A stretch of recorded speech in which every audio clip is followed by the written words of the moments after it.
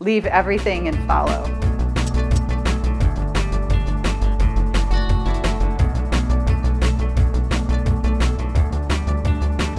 George Friedrich Handel lived a desperate life. He had debt upon debt. He had a brain hemorrhage that left him paralyzed on the right side. He could not write or talk for 4 years. Doctors had given up on him. He wrote several operas, but ended up in debt again. By the time he was 60, he felt like his life was over. Then a friend challenged him to write a sacred oratorio. Handel picked up the scriptures and ferociously wrote for 24 days the greatest sacred oratorio ever written, the Messiah. Maybe there's something in your life where you feel hopeless.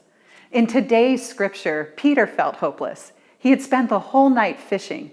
He was cleaning his nets after a long night's work when Jesus, this preacher who was sitting in his boat, told him to push out into the deep and to let the nets down. Peter at first said, "Master, I've been out there. There's nothing, but because you say so, I'll do it." And he did. And boy, was he surprised. His nets were full, so full that they began to break. He had to call in his friends. There were so many fish.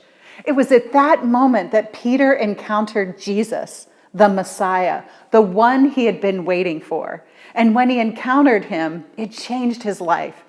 He laid down his nets, all the fish, and left everything behind and followed Jesus.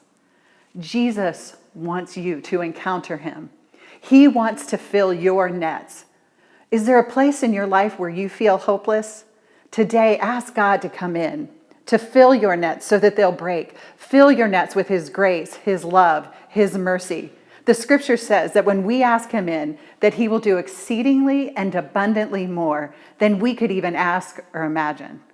Don't stay hopeless. Invite Jesus into your life today.